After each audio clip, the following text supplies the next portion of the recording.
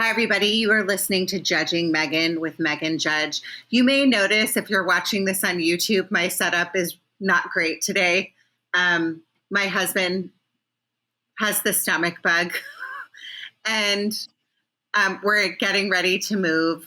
And I'm sitting down in my downstairs praying to God I do not get the stomach bug, because I feel like we just had it over Christmas. And if it goes through myself and my kids and my husband, and we're about to move and I'm packing boxes, I'm going to lose my marbles. So I'm just going to start the podcast with that. Banning, I hope that you can give me some good juju so I don't get the stomach bug. Also, thank you to all of you that support my podcast. I'm so appreciative. If you're so inclined, go to Apple, Spotify, wherever you listen. It takes 2 seconds to subscribe. I love the reviews. I really appreciate them. It helps new listeners find me. And if you want to follow me, go to my Instagram. That's the best way to reach me and message me, Judging Meghan. You can also reach me over my website, judgingmeghan.com. So there's my little plug about how to get me. We've all been put here for a reason, and we all deserve acceptance. Judging Meghan with Meghan Judge. I'm a trauma survivor from a really young age, and I have been diagnosed with complex PTSD in the past few years. I've been surrounded by death and abuse much of my life. I've been dragged through the mud and have been to the point of not wanting to go on anymore. Through my interviews with other survivors, I've learned that there is a way out. From recovering to surviving and thriving, we all have the strength to come out the other side. You are listening to Judging Meghan. Today, I am so excited to introduce you to my guest today, Banning Lyon. Banning is a trauma survivor, an author, and a backpacking guide. His new book is called The Chair in the Valley. It is available through Penguin Random House. It came out in June. I am thrilled to have you on. Thank you so much for coming on. You're welcome. Thank you for having me. So I'm just going to start here. I always start my podcast with a little bit about where my guest is from. So can you just start there and tell me a little bit about your childhood and where you're from? So I was born in Southern California. When I was 11 or 12, I moved up to Northern California to Sonoma. I was there for about a year, and then I relocated to Texas, not fully. It was sort of against my will.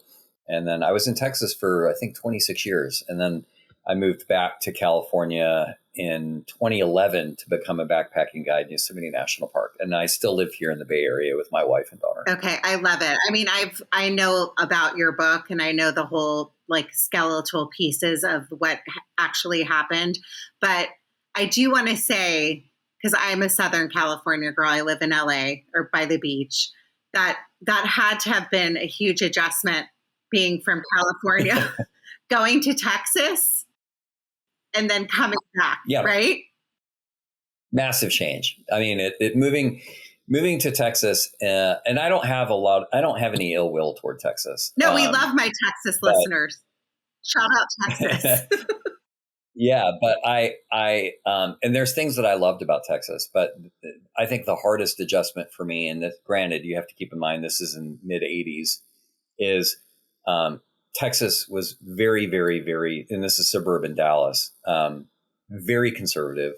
I wound up moving in with my aunt and uncle, who were Assembly of God, went to church 4 or 5 times a week. It was a massive, massive culture shock.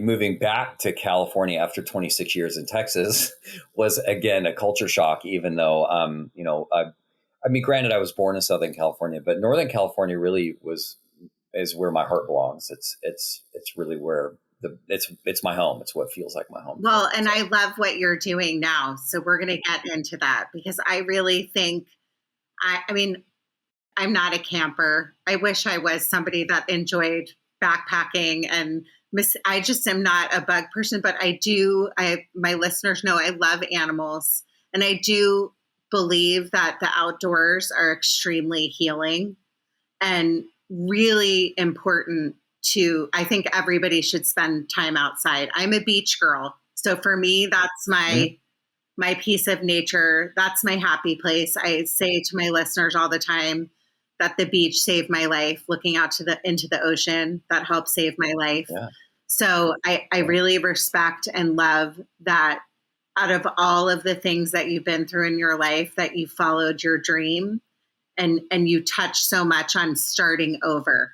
So I always like to tell my listeners, it's never too late to start over. I say it all the time. Oh, no. Right? Yeah. Yeah. It's never too late. There's many years ago when long before I even considered writing a book, I had seen the film Fight Club. And, there's, regardless of what your feelings are about the film, there's this really great line in Fight Club. And he says, "This is your life and it's ending 1 minute at a time." And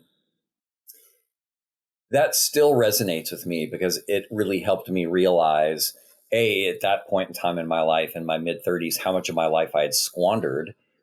And then, but that, like you said, it's never too late. There's still plenty of minutes and hours and days and weeks and months left to save. And so it's never too late. You can be 90 and still make that decision. You can be 98 and still make that decision. So absolutely, it's never too late for sure. And I'll tell you this, because I think I've told this story on the podcast before. I take this lady, Pat, to church. I go to church. I try to go every Sunday. But I take this lady to church and she just turned 92 and she got engaged. Like she got engaged. That's awesome. She got engaged in her nursing home or assisted living.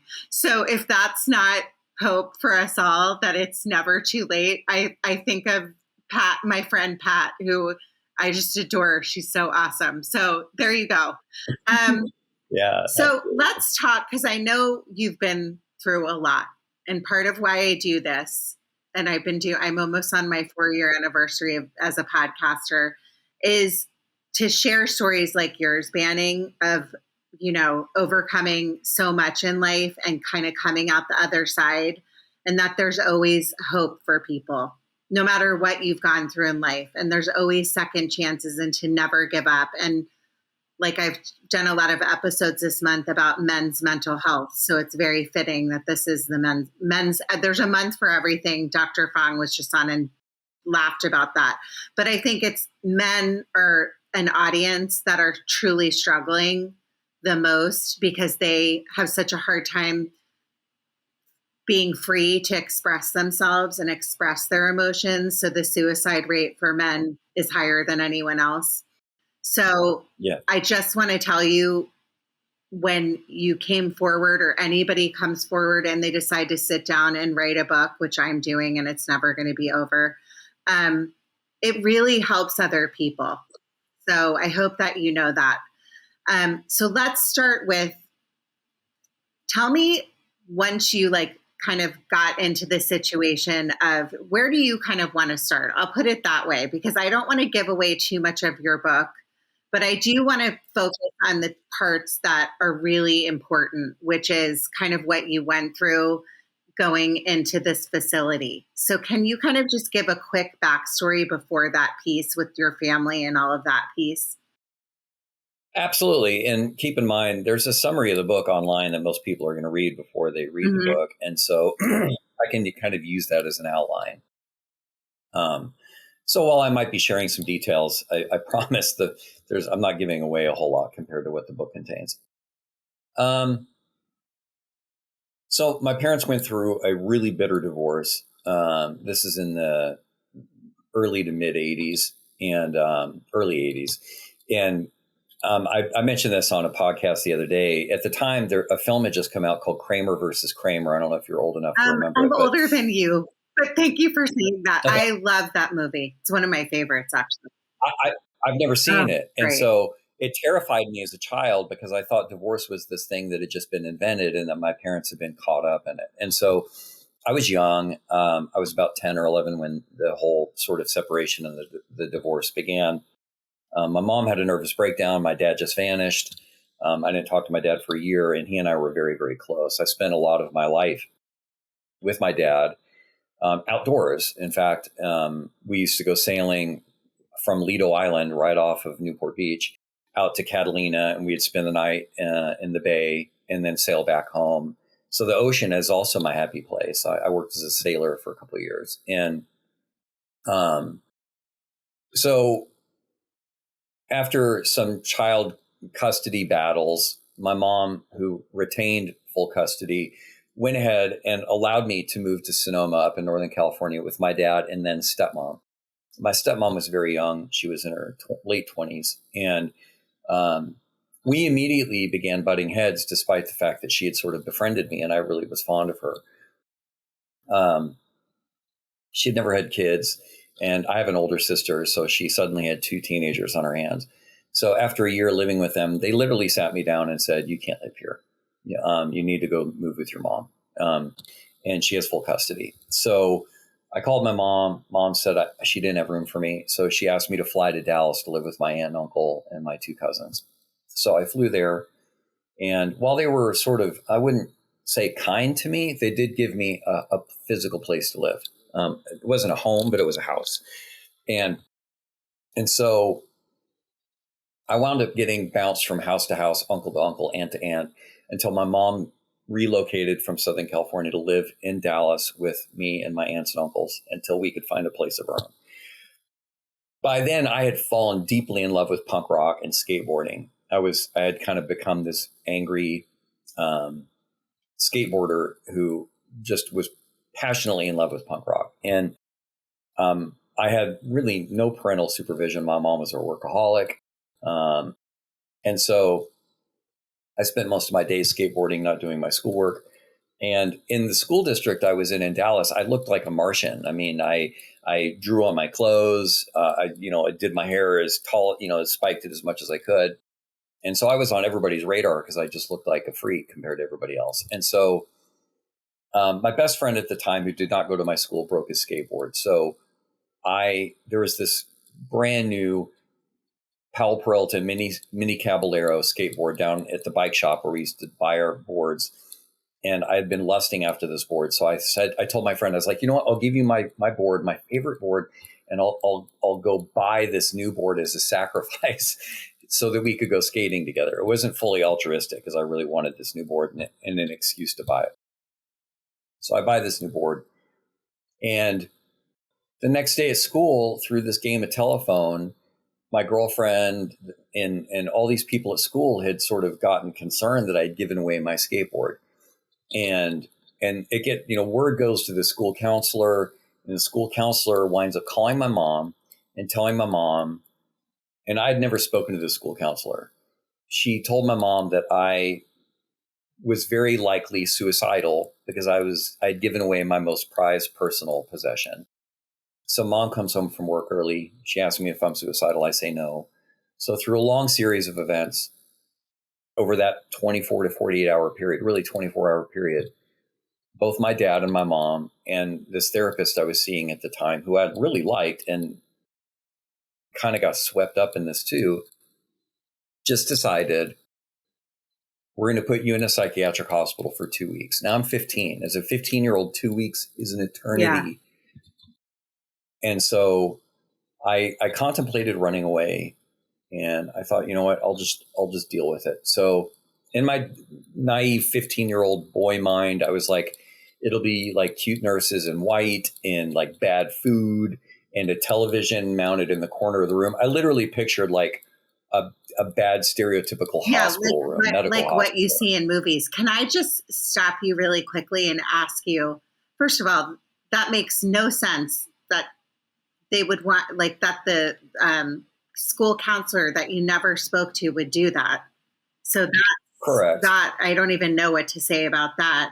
But it's obvious to me that the pain you already must have been in from kind of being abandoned by your dad and having that, what you thought was a bond with the stepmother, and then being moved. I mean, is that why they initially had you in therapy? Or Yeah, I mean, seeing my therapist was a product of my sort of chaotic life. But by that time, when I had started seeing this therapist, who in the book I call Sam, he and I liked him. I didn't. He seemed like a friend, like the closest thing I had to a friend, other than my like skating friends, and so. But yeah, I mean, I think given the state of my life, it would have been, reasonable to believe like maybe I'm upset or something. But this whole suicidal aspect of this just seemed to kind of spontaneously generate out of this weird game of telephone at school. But there's as you wind up discovering more in the story, there's these aha moments. You're like, oh, now I get it. So without going into a lot of detail, and this is where I won't ruin too much of the book, my 2-week assessment wound up being 353 days. I was locked in the hospital for 353 days. You shake your head, but that was actually a short stay. There were people who had been in the hospital for 2 or 3 years. One girl who had been there for nearly 4, almost her entire teenage years. So was it a teen hospital? Did they specialize, or was it all different? The hospital itself had adults. Okay. During my stay there, the teen aspect of it grew almost exponentially. In fact, they expanded the hospital while I was there and doubled the size of it and filled the whole upper floors really with just teenagers. And so the hospital changed a lot while I was there. So while I was there, and this is where I won't give a lot away, there were kids who were strapped to beds using leather restraints called posy restraints. One girl who had been strapped to her bed for 18 months. She needed physical rehab. She had never gotten a bath or a shower. She looked like a cave girl. And her cuticles had grown over the ends of her nails. And another friend of mine, he was strapped to his bed with a full body net, which is like a big fish net, strapped down for 333 days straight. And he needed physical rehab to learn how to walk again. And we witnessed a lot of violence in the hospital. It was a really terrifying, very scary place. I was put on what the doctors call chair therapy. So I had to sit in a chair facing a wall with my feet flat on the floor, hands on my lap. Initially, it just started out in these half-hour increments called 30-minute chairs. But ultimately, I wound up being put on what was called permanent chair in room without meals, which means I had to eat by myself in my room with a tray of food on my lap, sitting facing the wall. And I really didn't. There were days would pass where I really didn't speak maybe more than 100 words all day. I would never see another person. We weren't allowed within 6 feet of other people. We weren't allowed to hug. We weren't allowed to touch. We weren't allowed to have private conversations. We weren't allowed access to a phone. Our mail was monitored. We were completely isolated from the outside world. And nobody really outside knew what was happening in the hospital with all the restraints and violence. What about your parents? Were they involved in... Did you have visitation? I did. My dad came to see me twice during my year-long stay, and my mom saw me pretty much every week. But we had 15 minutes or half an hour or some period of time to see each other once a week, and the meetings were supervised. A staff member would sit there and watch us talk. And if at any point in time we started talking about wanting to leave the hospital, they would end the visit. So everything that was said was sort of monitored and filtered. Like if we started saying things the staff member didn't like, they would immediately end the session and visitation was over.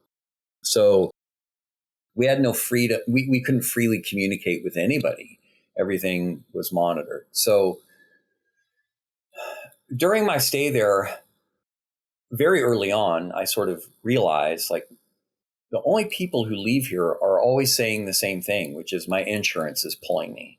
They would say that it's the same phrase. They would say, my insurance is pulling me. And doctors used this phrase that patients were leaving AMA, which meant against medical advice. Like if people threatened to sign themselves out if they were 16 or older, which you had to be 16 or older to sign yourself out, most of us were not, then they would threaten to have that kid committed. and they would say you're leaving AMA against medical advice. And so I just sort of very early on in my stay realized like the only way I'm going to leave this place is if my insurance runs out. Like if kids are here for 3 or 4 years, no amount of talking or therapizing is going to get you out of here. Like your insurance has to run out. That's your golden ticket. And so because of all the violence I witnessed and to share briefly about like what that was like.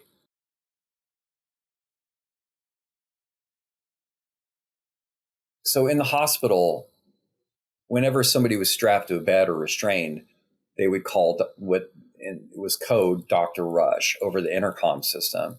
Early on in my stay, I was like, who's this Dr. Rush guy? Why are they calling this guy like 20 times a day or 10 times a day?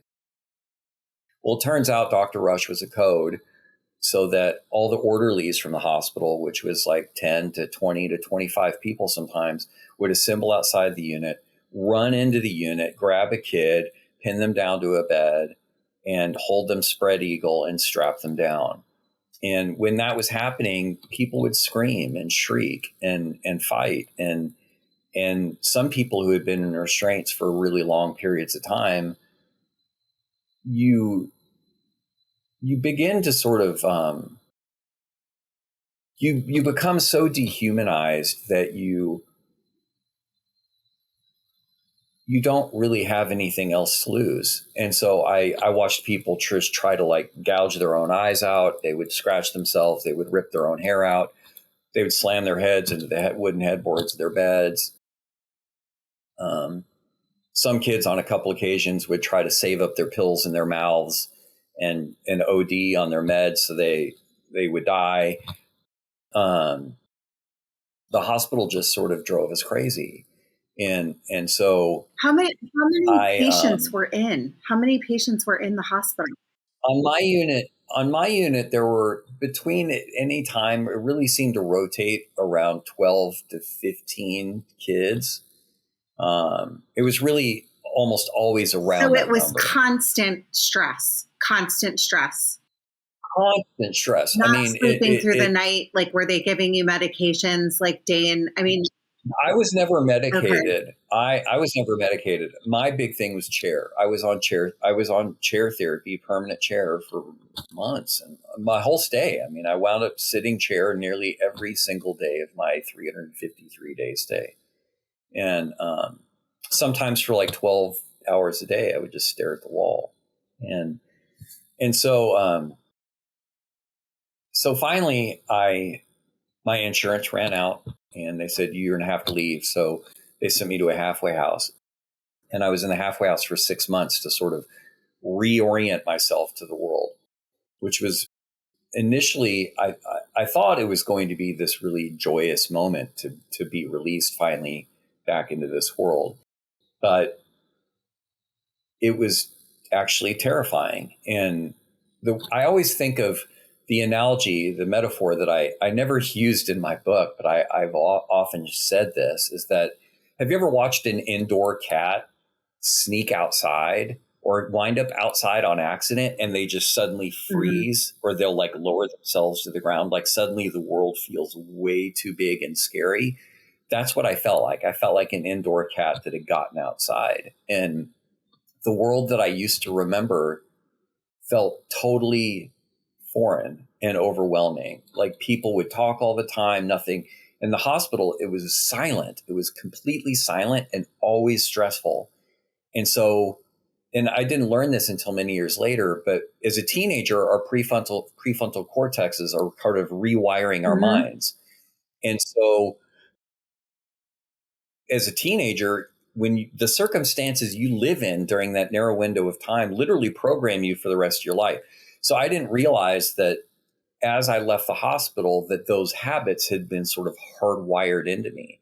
So I left the hospital as a 16-year-old who had lived basically in seclusion, like solitary confinement in this really violent, scary atmosphere for a year. And I didn't know how to navigate the real world anymore. I didn't know what to talk to people about. Hey, come to this party. Like, I lived in a halfway house for 6 months, and I went to a public school, and I would make friends. They'd be like, hey, do you want to come over? Like, I can come over to your house. And I'm like, how do I have friends? They're going to wind up finding out I live in a halfway house. So I had to kind of make my life. I had to sort of veil a large portion of my life from these people at school so they didn't find out I was living in a halfway house with a bunch of other kids. Did you go back to your regular school, or did they send you to a new public school? They sent me to a new public school. Ironically, it was, I think at the time, one of the largest, if not the largest public school in Dallas. It was, I think, nearly 4,000 students. It was 3 floors. It was enormous compared to my old school. And it was super, super overwhelming. And I did make friends. Especially after being like in such like confined like that and being so afraid of the outdoor. Also, I'm assuming you must have had, I mean, what that hospital was doing is obviously a major scam. It sounds like a cult and terrifying for somebody that's such a young kid, but also just to be like in such a small space, have that much trauma. Like you kind of talk about, you kind of said a minute ago, like the way the wiring of a brain. So like, you know, your life is kind of in fractions of time. And if you look back on your life, like I look back on my life, my 20s seem super quick. Yeah. My 30s, now I'm, you know, like as you go on, but your teens, for some reason, remember like being like freshman year of high school, and that goes so, it's like wait till summer. Right. That fraction of time is so long. So like you said in the beginning, you said, well, I was only supposed to go for 2 weeks, and you had romanticized almost what this hospital was going to be like, you know? So you were like, no big deal, but it all makes sense. Then you're released, then you're in this giant high school. Yeah. Yeah. I mean, that in itself, I don't even understand how you were able to cope. I mean, you don't have a choice. What are you going to do? Yeah. And that's what I always come back to. People like, I don't know how you did it. And I'm like, what was I supposed to do? Like lay down on the floor of my classroom and start crying? Like you fake it till you make it. Like you put on a smile and you just do it. You don't have a choice. And yeah, so it's yeah. So anyway, it was around this time that I wound up discovering that how newly beautiful the outdoors seemed to me. I didn't go outside for my longest period outside was about 5 or 6 months, and I was sitting chair every day, and you become so sensory deprived in the hospital that staff members would show up and you could smell their sweat. Like if it was summertime, you could smell like the and it's not like BO or anything. It's just like that salty smell. Like you become, and I can't smell it anymore. I mean, most human beings are not so sensory deprived that they can sense things in that manner. I don't smell those things really the way that I used to because I was at the time so sensory deprived. But it was a really pleasant experience. There was this one staff member in the hospital. She was this beautiful redhead. She had this red bob cut and big green eyes, and she always wore white. And she wore just like this very faint whiff of perfume. And she could be 20 feet away and she would walk in and I could smell it like a few seconds later. And I remember all these little nuances. And so the first time I went outside in the hospital, which I write about in very great detail in the book, is this sort of transcendental moment where I really realize how incredibly important and beautiful the outdoors is. And so, and I thank my dad for that because he raised me really outdoors, going sailing and hiking and stuff. And so when I left the hospital, despite all the damage that I felt like had been done, I had this one really beautiful thing I could hold on to, which was my freedom, like the outdoors. And in the halfway house for us, it was this graveyard across the street. We would walk across the street and almost everybody in the halfway house smoked. And we would sit in the back of the graveyard, and about a mile away or half a block away or not a mile, but like a quarter of a mile or a block away was this huge drive-in movie theater screen and a drive-in movie theater. And there would just be a few cars in there, but we could watch the film from the back of the graveyard. And they always seemed to show The Shining, like half the time it was The Shining. So we'd sit in the back of the graveyard and watch The Shining and smoke cigarettes. And it was this beautiful graveyard and all these oak trees. And it was during that time and then the years that followed that I began to really realize like how special the outdoors is. I got to see it through new eyes. And so that gift never left me. Like it's been this thing that's just lived with me. And still to this day, it's been nearly 35, 36 years since I was in the hospital. And I can look out my window right now at this eucalyptus tree in the sunlight and the blue sky and feel the exact same sense of overwhelming, like awe-inspiring beauty for the outdoors that I did when I first went outside. That gift has never left me. And I'm so grateful for that. I'm so immensely grateful to be able to see the world the unique way that I get to see it. And so I tried for many years after the hospital to sort of live the life of a normal person through sort of faking it till you make it. But I just became very antisocial. I became a drummer in a punk rock band. And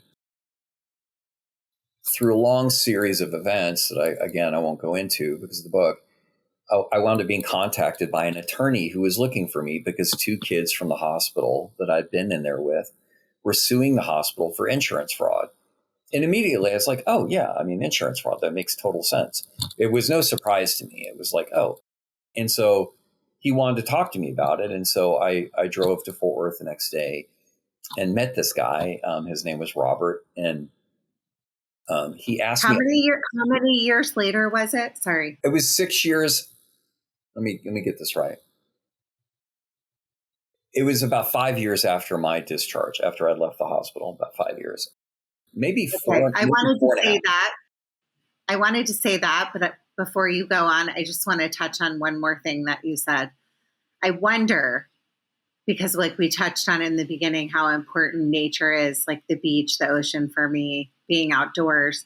I wonder too, if like, I'm very spiritual. I'm not like, like the church lady. I do go to church on Sundays, but I'm more like spiritual and in touch with, I think nature is God, like in so many ways. And I wonder if like being in that hospital trapped like you were is why you appreciate and like, you look out the window and you're able to just say like, look at that tree. Yeah. So out of like, I try, and I'm sorry, I'm a big mouth and I can't shut up, but I try to point out things when people tell me their stories because, I went through a lot of trauma as a child as well, that when you kind of focus on the things that were taken away and given to you, you appreciate them so much more. So I find what you're pointing out so wonderfully beautiful because to most people, you're going to look outside the window and just be like, oh, there's a tree. Is it sunny or is it cloudy outside? Whereas when you look outside, you see the world in this amazing way. Yeah. So out of like something that's so horrifically awful, like you went through, you're able to have this greater gift in the end. And it doesn't justify any of the shit that, excuse my language, any of the shit you went through, but it just makes it just should make people that are going through it, my listeners, I'm talking to you, in the thick of it, that some of the most special moments in life come out of the very most awful things you can ever imagine. So I just wanted to thank you for that because I thought that was a really beautiful thing to say. Absolutely. And I think that it's crucial in mentioning that, which I think is very, very important, but because I think that is a gift. I think that there is a lot of gratitude that we can have around that. But there are a couple things about that phenomenon that are really important to remember. So I won't name names, but for example, many years ago, I had a girlfriend who was always so grateful that I was so tender and affectionate because she would often, and she even said it on a couple occasions, she's like, it's so nice to not be hit, like to not be you know, abused and mistreated. And in that gratitude, you know, yes, it is an immensely beautiful and incredible gift, this thing I have to be able to witness the outdoors the way that I do. But in those gifts that I think a lot of us have, although it may not be the outdoors, it could be something else, there is this sort of subconscious or unconscious realization that comes from a wound. And that 100%. that keeps that Yeah. wound alive. It keeps it retains it as part of your identity, because you're always touching it, because it happens on a daily basis. I'm like, oh, nature's so beautiful. Oh, nature's beautiful because of what I went through. And so that sort of inextricable link between our wounds and our gifts is something that we have to be really gentle with, because it does allow us to sort of create this environment where our wounds come to define us. It becomes this thing that's inherently part of our identity. And that if we let go of it, that we'll lose the gift. That if we somehow heal ourselves, that thing will go away. I'm going to get really emotional, but it's something I still struggle with. It's something that I still fear. When I was right towards the end of writing my book, a good friend of mine who's actually a character in the book, his name is Jonathan. He said he's started getting involved in using psychedelics to treat PTSD. And he said, "Man, I really want you to do this. You know, I really think this would be good for you." And I remember telling him, I'm like, right, I need my PTSD right now. Like, I can't finish the book without it. And I thought more about that comment later, and I was thinking, who would I be without it? Like, who would I be without my trauma? And it was really frightening, like deeply, deeply frightening, to imagine myself being someone who didn't have that part of my identity anymore, to let that go. You know, I felt like I would be 10% of myself suddenly. I would be letting go of this 90% of myself that I've known since I was a child. And that's hard. It's scary. And that's why I wrote my book, because I think so many people understand that. Like, this is not an isolated phenomenon. And so how I came to experience that it was through becoming a backpacking guide, which is a whole nother part of the story. I just want to say thank you for pointing that out, because I didn't even think about that. When you said it, I'm like, that's so true.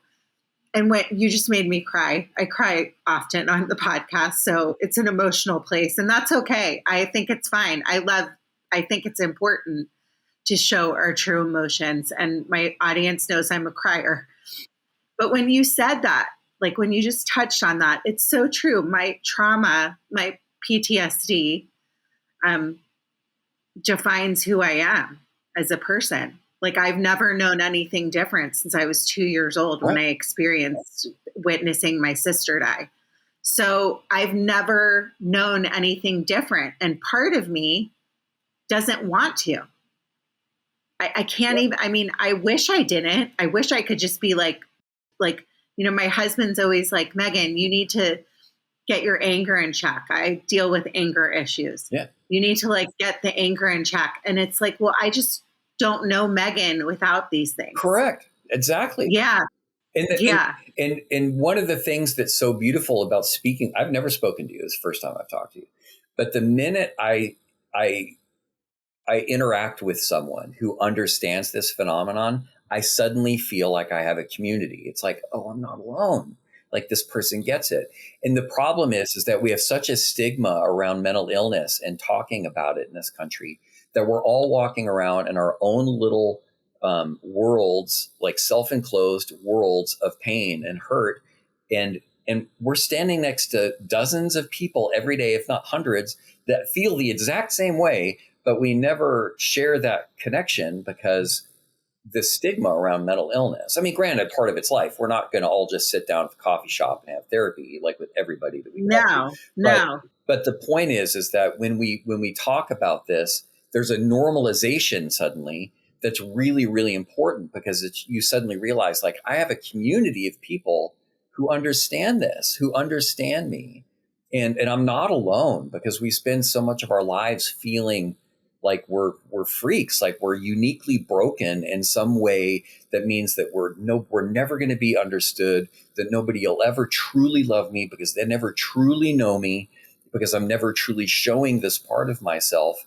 And because of that, we always feel so alone. And so that was another reason I wrote my book, because I wanted my book to say, without saying it, without writing it, like, I see you, like, I get it. I know what this is like. And so I wrote my book in a very intentional way to let people just sort of live my life through my eyes without me constantly editorializing, so that they could feel that sense of familiarity. Like, this guy feels and like so many of the same things that I do. I've had so many readers say that to me already.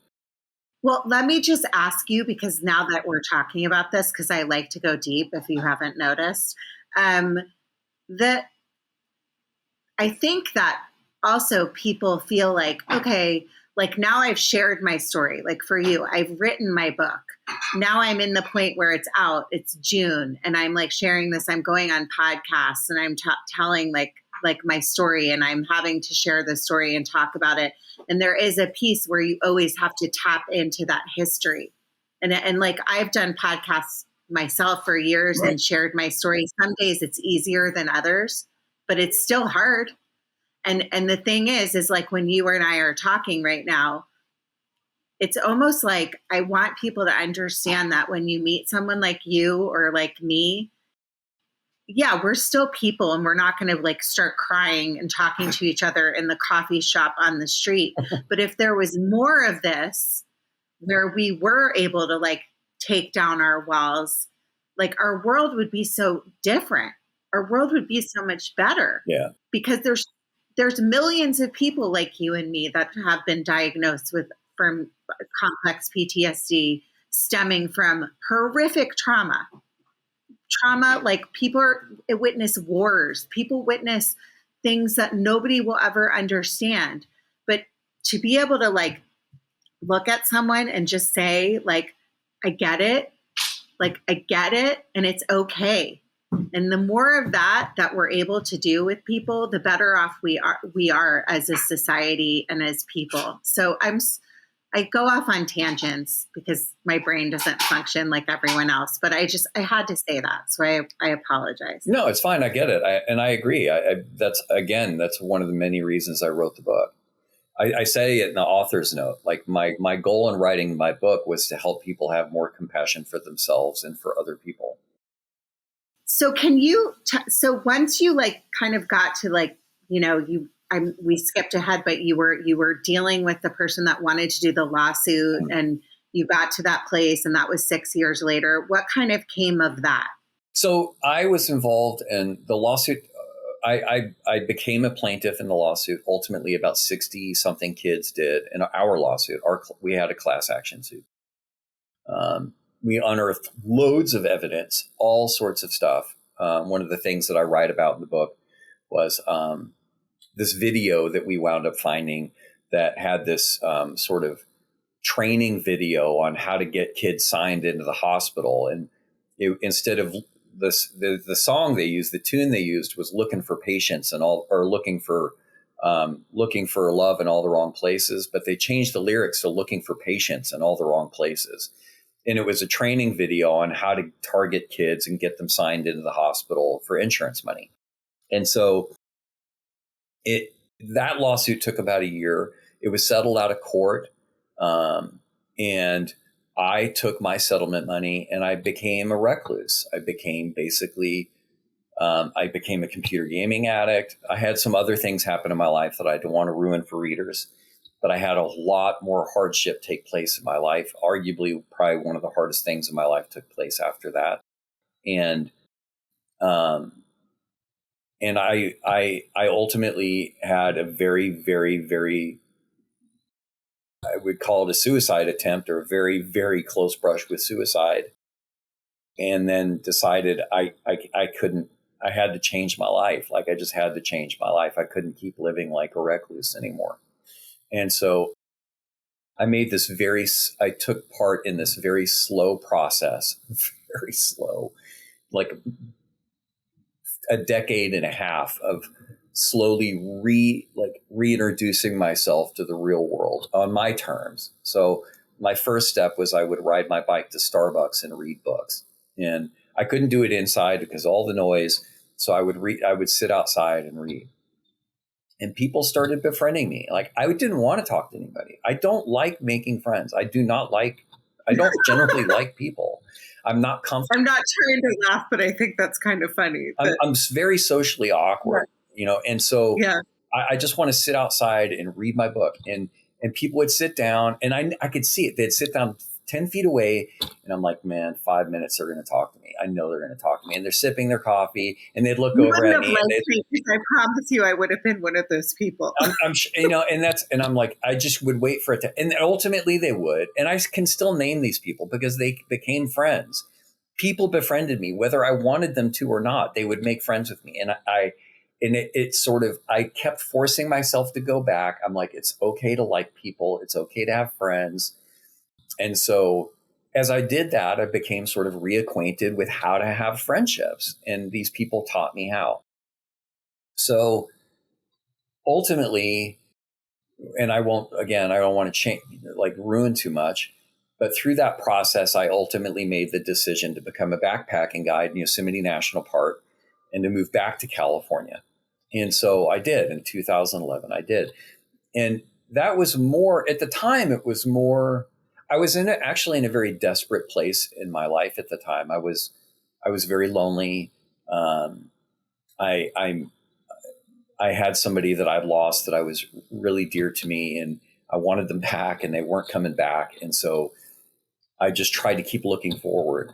And so I thought becoming a backpacking guide would be this way to sort of validate my existence and be like this strong masculine guy who could use the skills that I learned as a child and go out and take people into the wilderness and have them sort of ooh and ah at me at my ability to take them off trail for days at a time and then take them back to their cars. It's like a magic trick. People who are not interested or who know much about the outdoors, you take them on a backpacking trip, and when they get back to their car 4 days later, it's like they literally feel like it's a magic trick.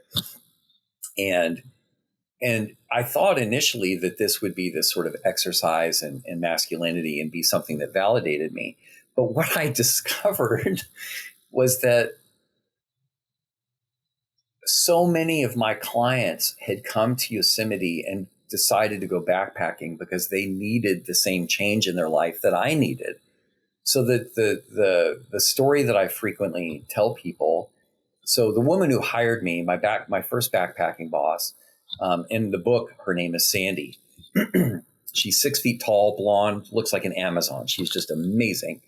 And I just love her to pieces. And so she hired people because we all had a unique gift. She didn't hire a bunch of jocks. She hired people that she saw something very special in, like a team of very unique people.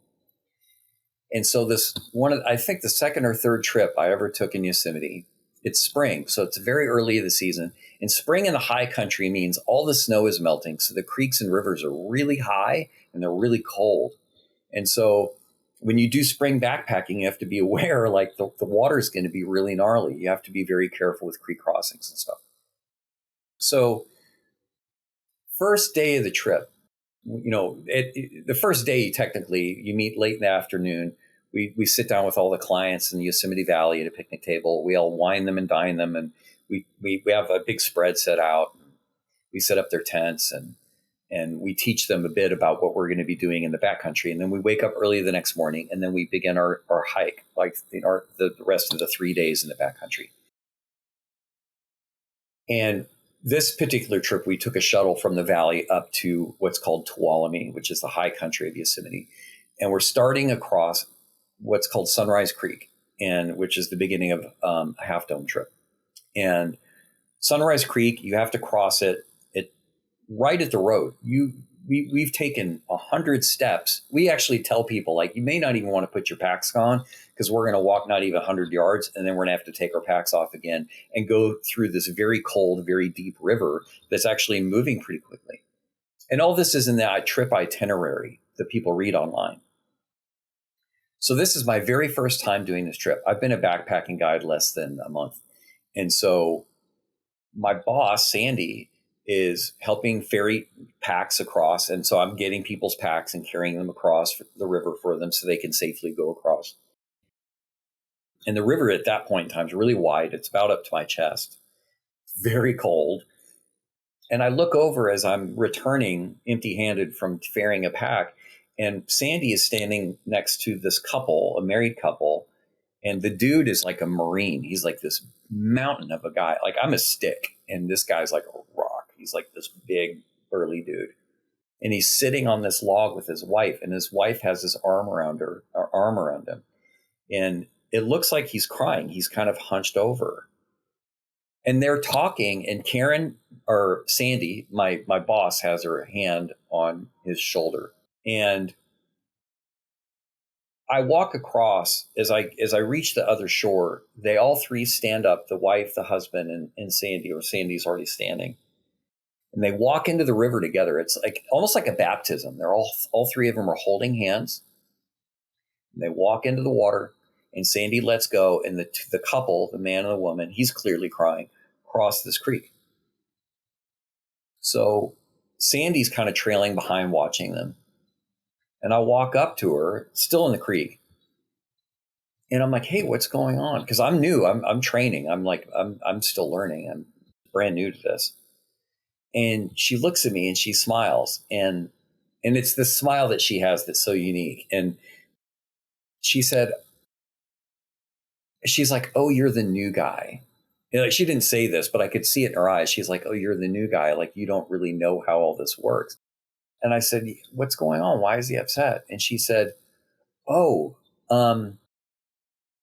his brother was killed crossing a river. He drowned, and he booked this trip specifically so he could finish crossing a river for his brother. Oh my God. And wow. I just remember staring at her thinking, like, how does this seem so normal to her? And she put her hand on my shoulder and she's like, honey, this is what we do. And that I was like, sold. Like, this is why I want to be a backpacking guide. Like, I wanted that experience. And without exception, every trip had someone like that, if not multiple people. We had clients show up to scatter the ashes of their wife because she had died of cancer. We had two clients show up to celebrate their very friendly divorce because they were going to get a divorce, and they're like, we love each other, but it's just not working. We always wanted to go backpacking together, so here we are. And then wow, I had people get engaged on our trips. I had people celebrate, 20 years free of alcohol and drugs. Every trip there was somebody doing something just as special for them as what I had done, like why I wanted to get the job. And so what I realized in that's like the kind of the first inkling. I didn't consider writing a book at all by then, but it was my first inkling at that time that like, oh, I'm really not that different from other people. Like, other people have these wounds that they feel like define them as well. And so I began talking in very little bits about my past, about my life, because everybody asks like, oh, how do you become a backpacking guide? Because it's an awesome job. And I started sharing little bits of my story, and people would be kind of shocked. And I might talk about how I had to sit chair and I wasn't allowed to go outside.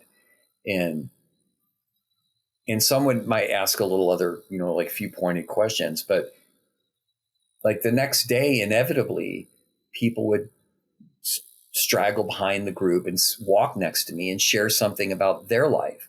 And it was through that experience, as I slowly began sharing my story, that I realized like, we all have these kinds of wounds. Like, there's so many, it's the minority of people who don't. And they exist, they're around, but it's the majority of people who really have these fundamental wounds that they feel like they just can't escape, that just define them. And so it was ultimately those experiences, and then the culmination of one very specific experience that led to me writing the book. And that never gets old for me.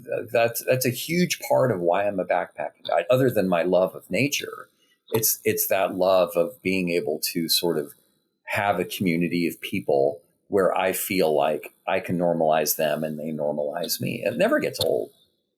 I love this. I love it. So first of all, I love the river story. I cried again. But there's a poem that I heard one time. It's called The Train.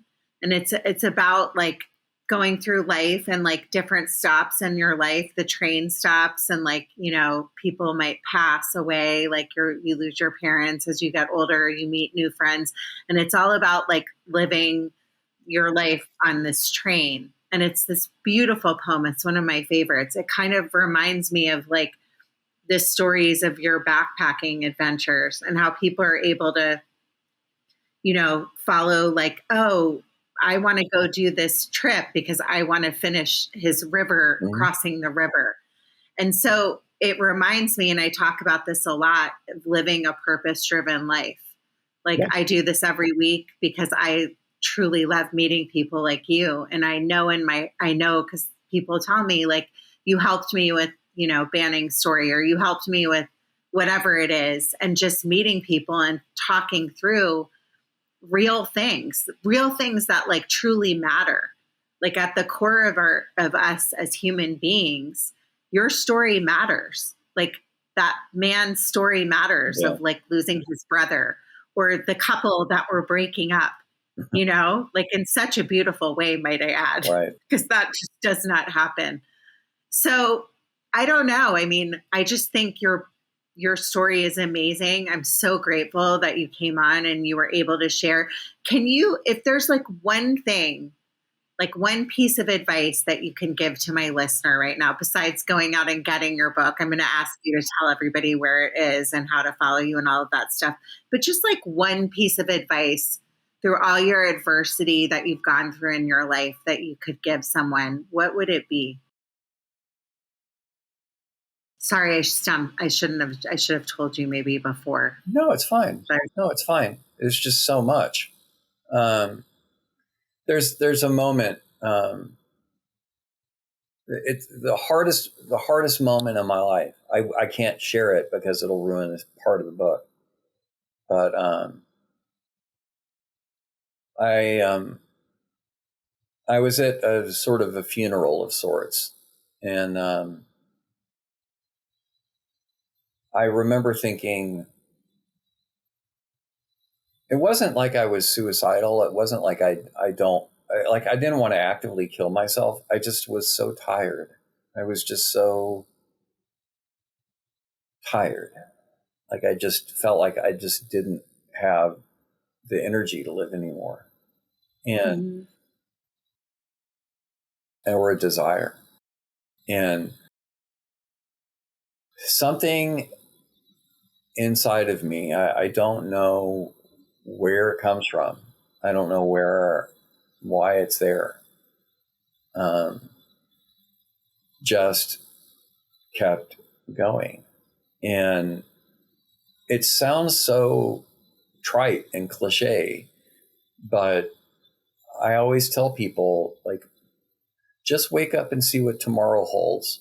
You know, and do that enough times, and then you've lived a year, and you've lived 10 years, and you've lived 20 years. It's just wake up and give tomorrow a try. Wake up and give tomorrow a try. Wake up and give tomorrow a try. There's an old Russian proverb that says, hope is the last to die. And it's that hope that'll just keep you waking up to see what the next tomorrow holds. And then eventually you'll be your 92-year-old friend who gets engaged, you know, gets married. You live through enough tomorrows and stuff like that happens. And one of the things that I really want to emphasize for anybody watching this is that just because I've made a progress and I've written a book does not mean like I'm like, oh, I've moved to Happinessville and pitched my tent and it's like a place that I get to stay. Like, Man, I'm struggling now. Like the release of the book has been really hard for me. There's a lot of like grief and sadness, and there's like, I'm still struggling. You're not looking at a finished product. You're not looking at like the end result. You're looking at a guy who's still struggling, and I'm still doing the work. Like happiness is not a place. It's an activity, and it requires a lot of effort and hard work. And it sucks. It's not fun. Like a lot of time, this work is not fun. But you know, it's in the end, I am living proof that it's worth it. I promise you. In the end, I am living proof that work. I love that you said that.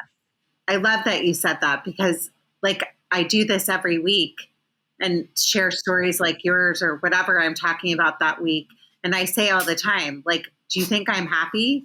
Like, no, like I was really struggling last week, like really struggling. Yeah. And I'm openly like going back on antidepressants because I need to. Yeah. But that's fine. Yeah. We're human beings. We're all a work in progress. Yeah. That's part of why we're here. If we were done and we were 100% happy, I have news. I don't think we'd still be here. That's just what I believe. Yeah. So go easy on yourself, because that's a lot. It's almost like going, I did my own podcast where I was by myself. I did this a few months ago, and I talked about the loss of my dad when I was 13, and how I blocked a lot of my childhood out because I didn't want to like tap into memories of him because it was way too painful to remember so much of it. And so throughout this whole episode, I was just like ugly crying. And it was just like me sitting there vulnerable, sharing this with people all over the world that listen.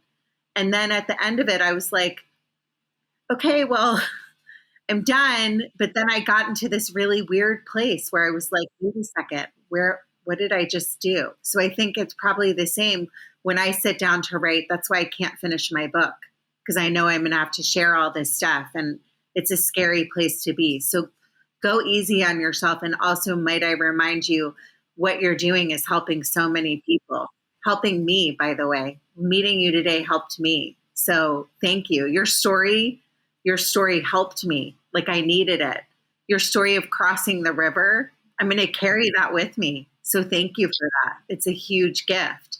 So where can people, in closing, go out and get your book? You can find my book at you can order it from your local bookstore. You can find it on Amazon. You can find it at Penguin Random House, Barnes & Noble, wherever you'd like to buy it. You can find it. Just search for The Chair and the Valley, The Chair and the Valley. And please, please leave reviews. Please spread it through word of mouth. Tell people about it. Share it with your book club. My goal in writing this book is to help as many people as I can, because I know they're out there. And not just that, but also to sort of shine a light on the sort of dangers of how we're treating adolescent mental health nowadays, because adolescents need a lot of help and they're not getting it. And there are a lot of opportunities, and the atmosphere is sort of ripe coming up for a lot of exploitation around teen mental health. And so we need to really do a lot to protect teens as the next decade or two and onward. Our government has failed teen adolescent mental health care, and my book is a tale of that and what we need to do to help protect teens. Thank you for saying that. Might I add to that rehab as well? I mean, this is all like a money-making, profiting, so it's really important. I thank you for adding that. It's huge. Yeah. And like you said, our teen suicide rates are the highest they've ever been. So therefore, many sharks and bad dudes are out there. Yeah. But thank you for saying that, because that's important. Everyone, thank you so much for listening. Banning, it was so lovely to meet you today. Everyone, keep going. You matter. Your story matters. Thank you. Thanks, Meghan. Judging Meghan with Meghan Judge.